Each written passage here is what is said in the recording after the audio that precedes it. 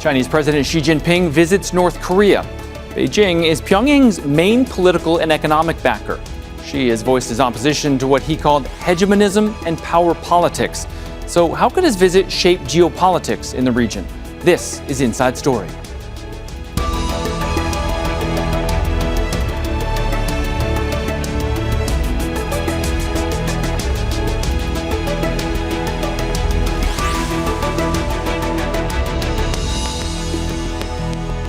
Hey there, I'm Scott McLean. It is a visit like no other.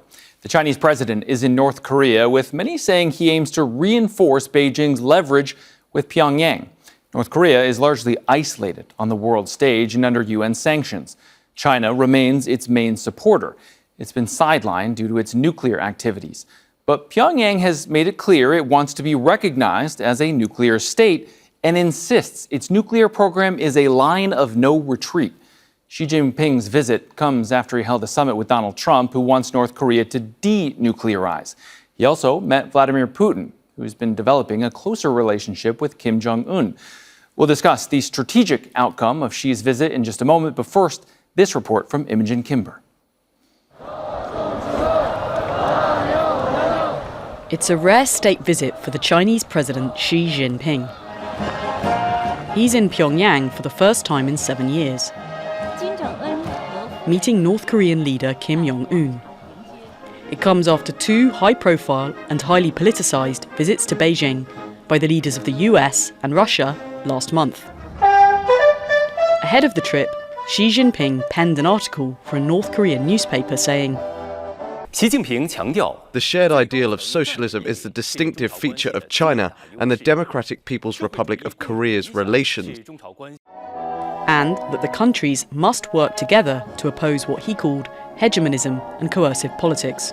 This year marks the 65th anniversary of the Treaty of Friendship, Cooperation and Mutual Assistance between Pyongyang and Beijing. It's China's only defense pact.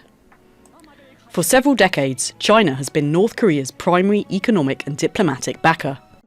Although in recent years, Pyongyang and Moscow have increased their ties, with North Korean troops and weapons being used in Russia's war in Ukraine. But the three leaders met at a military parade in Beijing in September 2025 to commemorate the 80th anniversary of the end of World War II. Some saw it as a display of solidarity and challenge to US dominance. North Korea is otherwise largely isolated on the international stage. So this visit shows who Kim Jong Un's powerful friends are. The US is pushing for North Korea's denuclearization. US President Donald Trump says he discussed this with Xi when he was in Beijing. But North Korea has said that's not true and has rejected any push to disarm. Just before Xi's arrival, Pyongyang carried out a wave of missile tests, it says, including some that were AI guided. And Beijing does not seem to be pressuring Pyongyang to step back militarily. Imogen Kimber, Al Jazeera for Inside Story. All right, let's bring in our guests. Einar Tangen is a senior fellow at the Center for International Governance Innovation. He joins us from Beijing. Hannah Kim is an associate professor of international studies at Sogang University. She joins us from Seoul. And Aaron Glasserman is a postdoctoral fellow at the Center for the Study of Contemporary China at the University of Pennsylvania, and he's in New York. Thank you all so much for being here. Einar, we'll start with you. In a nutshell, what does China want from North Korea here? Well, quite frankly, what they're looking for is just mutual cooperation. A lot of people are trying to frame this as some sort of China trying to assert authority over Pyongyang. But here's the thing. It's actually easier now that Russia has entered the scene. For a long time, North Korea was very concerned about being perceived as a client state of China. There was not always smooth sailing, despite many attempts by the Chinese to ease the situation. But now that it has an alternative, it's much easier for those two countries to come together. Professor Kim, Einar says that North Korea doesn't want to be seen as a client state of China, but it does. 85% of its exports go to China. Some 95% of its overall trade is with China. It seems like China is obviously much bigger, much more powerful in many different ways. Can you just describe the relationship for us a little bit? I mean, can China dictate terms to Pyongyang? Well, what we do know is that China is North Korea's most powerful ally. That's part of the reason why this visit was made at the invitation of Chairman Kim Jong Un. And so for North Korea, this relationship with China is very important. At the same time, we know that the relationship with the United States is important for North Korea in terms of security, but its relationship with China is also very important for economic purposes. And because the US and China held the summit in Beijing, and then President Xi Jinping met with President Putin, whose relationship with North Korea has grown recently, we know that North Korea is feeling more pressure to coordinate policy with its most powerful ally right now. Aaron, U.S.-China relations, for better or for worse, seem to at least be steady right now. But I wonder if President Xi and China looking too cozy with a country like North Korea may sort of risk upsetting the apple cart here. Well, I think that there's sort of two audiences right now that Xi Jinping is going into these talks having in mind, and he needs to perform for them, and their interests don't perfectly align.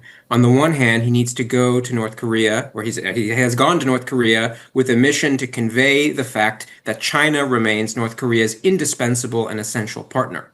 At the same time, Xi Jinping needs to convey to the rest of the world, and in particular the United States, that there's no mediation of the Korean conflict, and there's no long-term peace and stability on the Korean Peninsula without China playing a leading role. And so, on the one hand, performing as manager, on the other hand, performing as partner, we'll see if he can walk that tightrope. What I haven't heard in any of the official statements, at least thus far, is a whole lot of talk about nuclear, but that seems to be hanging over all of this. And Einar, North Korean state news reported not long ago that that Kim Jong Un wants to ramp up exponentially their nuclear weapons program.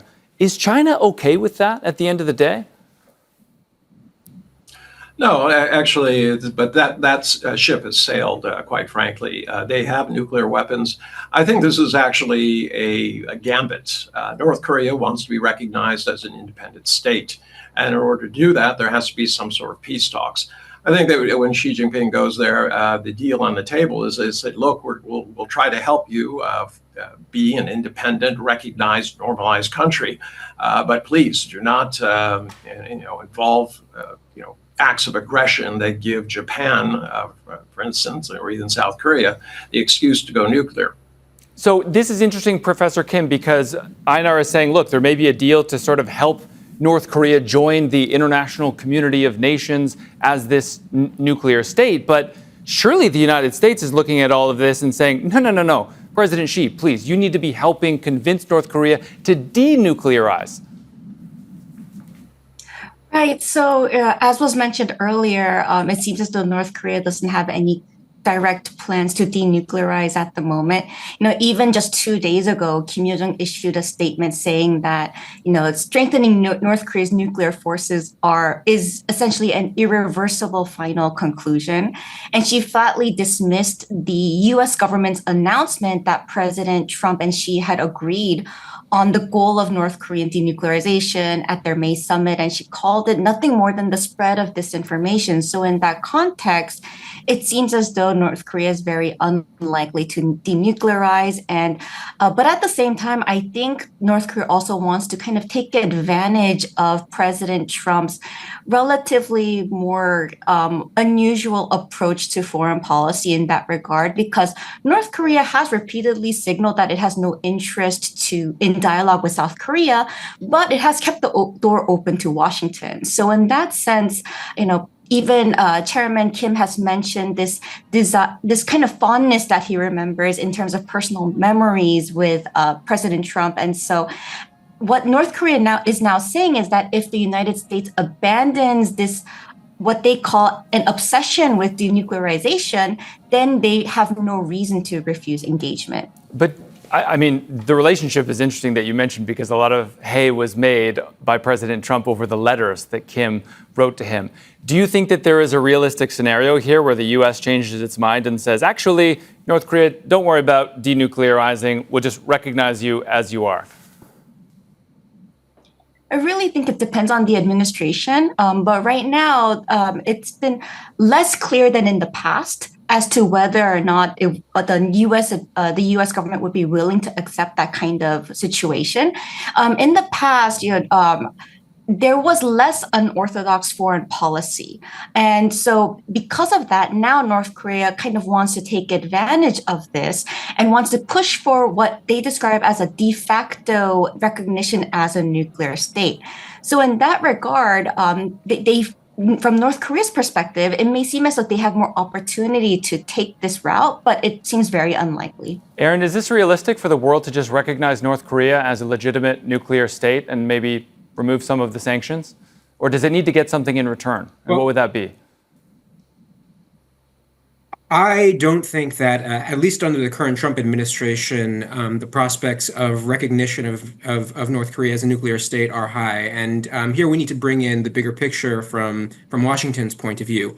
With the ongoing conflict in Iran right now, U.S. President Trump has basically attempted to stake his credibility and whether or not this war will be deemed a success on the nuclear question in Iran. He's certainly not about to then turn around to Pyongyang and say, okay, we'll quote, allow you to have nuclear weapons and move from there. So I don't think there's going to be much progress substantively on denuclearization, but I don't think that Trump is going to offer any sort of formal recognition either. But don't you think that North Korea, Aaron, has maybe sort of proven the point that if you do have nuclear weapons, that the United States won't mess with you? Absolutely. We see that affirmatively demonstrated in the case of North Korea and negatively in the case of Libya with Gaddafi, who ultimately was ousted after abandoning his nuclear program. So I definitely think that that's on the minds of also not just North Korea, but other countries around the world contemplating whether to go nuclear or not. Einar, help me understand. It sounds like, I think you said the ship has sailed when it comes to North Korea's nuclear program, but can't China just put its foot down? I mean, 90% of the trade is reliant all on China. Surely it wouldn't take that much to twist some arms there, would it? Yeah, you're thinking very much in the Western colonial fashion that you go into countries and slap them around as if they have no sovereignty. The fact is, this is an independent nation. They're not going to give up their nuclear weapons. This is not, I mean, you can say somebody should do something. Well, where's the elephant in the room? It's Donald Trump, remember? All those love notes jumping back and forth across the line, things like that. He absolutely failed. So why is it that China, everyone asks, why should China always be the one who's cleaning up the mess that was left by the United States? Remember, it was Donald Trump who said, I'm going to denuclearize them. I'll get them to do what I want. We have all these love letters. It's nonsense. The fact is, it is an independent sovereign country. They do have nuclear weapons, just like Israel does.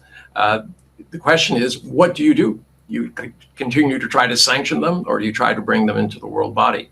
You do not have to say that we love your nuclear weapons, but you have a situation here that unless he starts calming down, which means, in my opinion, that he wants an independent, recognized state, you could have a nuclear arms race going on throughout Asia. And that is even more scary. So, right now we have a bad situation and worse. The question is, which one are you willing to go with?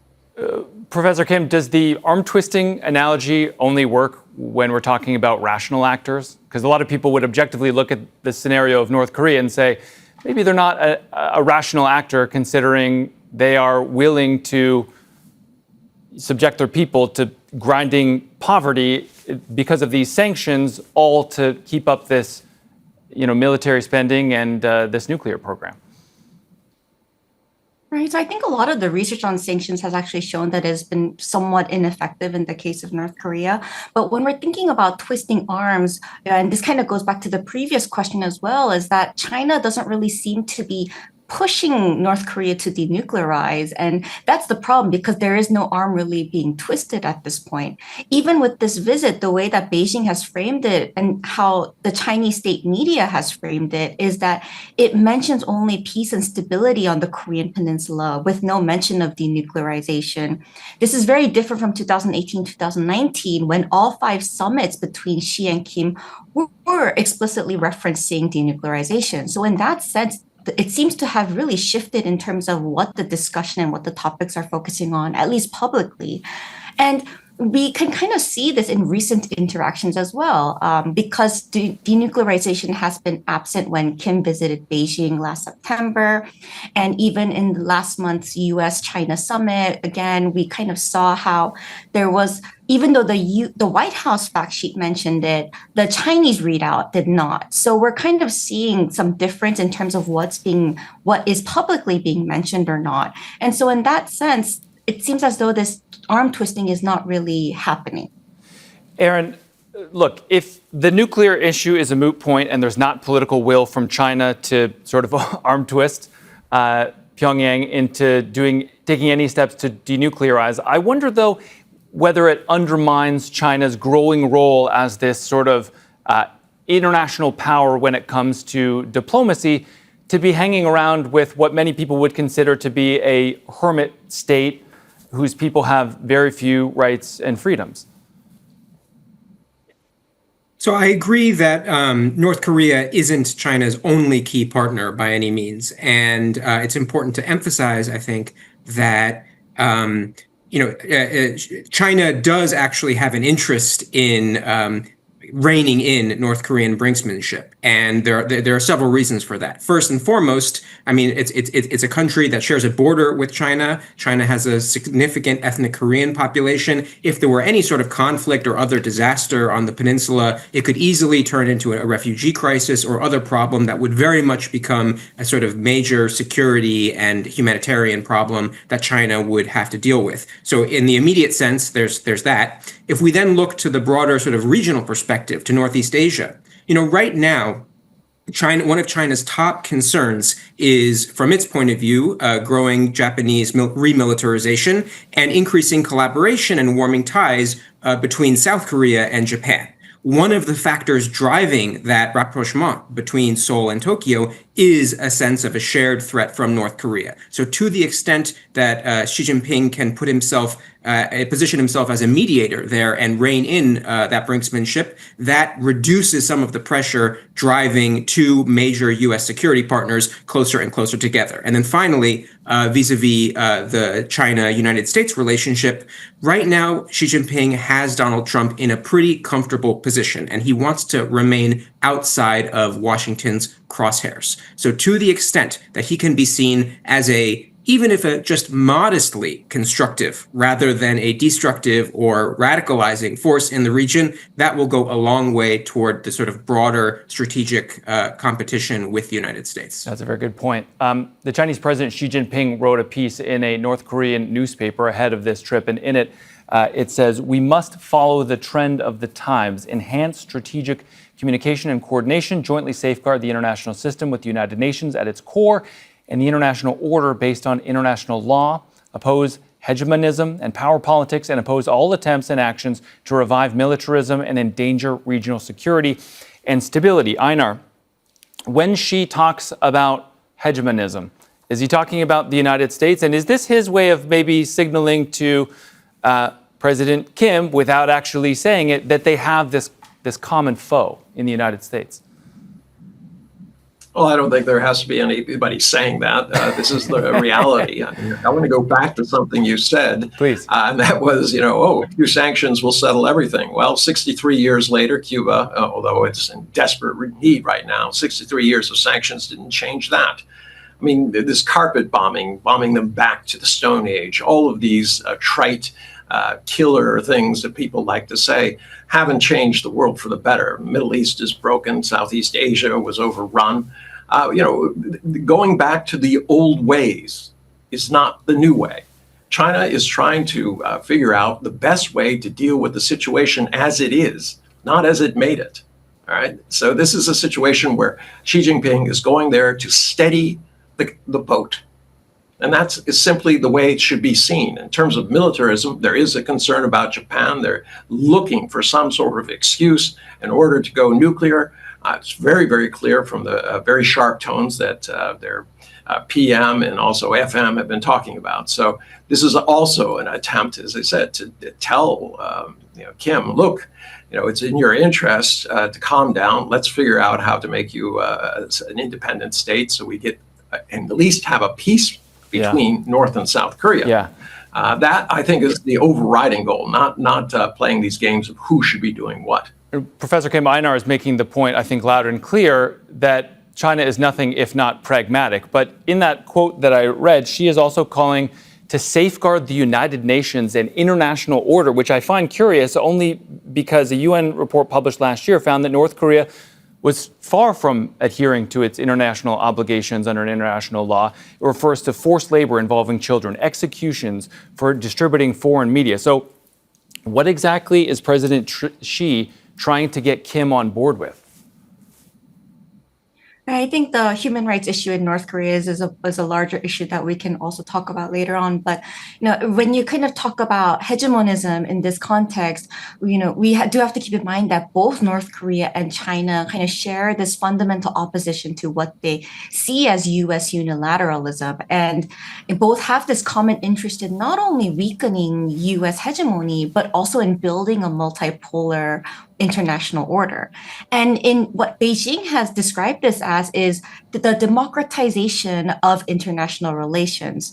And so you mentioned, President Xi kind of writing in Rodong Sinmun earlier today, which is not only just a rare gesture, but he did write that both countries must oppose hegemonism and power politics, oppose the revival of militarism, and oppose all ambitions and machinations that undermine regional peace and stability. So what we can reference from this is that the reference to hegemonism is widely read as being directed to the United States, right? The warning against revival of militarism can be broadly interpreted as being aimed at Japan. So in this sense, she is emphasizing that no matter how the international situation changes, the traditional China DPRK friendship will remain invincible. And in the past, it was called like lips and teeth. And so it seems to be as though they're trying to kind of bring that back.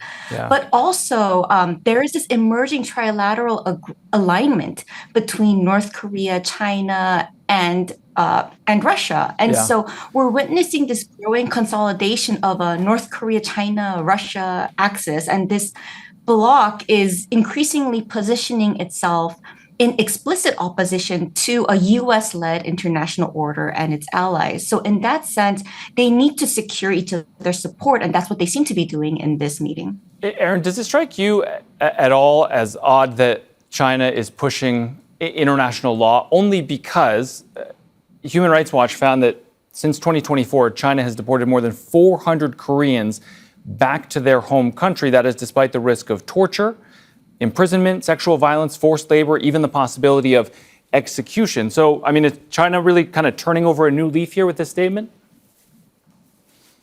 No, I don't think so. I think, first of all, talk is cheap. And so particularly when the United States and other countries are occupying center stage when it comes to wreaking havoc in certain parts of the world, certainly at least that's how many countries in the world perceive the current state of world affairs. It's really just plucking the low-hanging diplomatic fruit for China or Xi Jinping to pen an op-ed saying we support the UN, we want to democratize international relations, we're for peace, we're for stability, multipolarity. So it's not a signal of any major recalibration by Beijing. They're just stepping in and picking an easy victory, mostly against the backdrop of what the United States is doing to itself and the world. Einar, what do you think? Is talk cheap, as Aaron says? Well, I agree with what he said. U.S.-owned goals are not a part of China's strategy. That is something that Donald Trump has done himself. In terms of this, I have to repeat, Xi is going there to calm the waters. If people think that we need more Sturm, Drang, and lots more conflict, so be it. They can bang that drum all they want. But I think we've had enough of that. We do not need more war coming to Asia, Northeast or Southeast Asia. And right now you have real concerns about that, not just from North Korea, but from Japan. All right, you have other groups who are coming together, AUKUS, etc., and they're all targeting China. How would you feel if it was the situation was reversed? Sure. Aaron, look, Professor Kim mentioned a moment ago this growing alliance between Russia, China, and North Korea. And I wonder if you think that this is the alliance that will shape the global order in the future.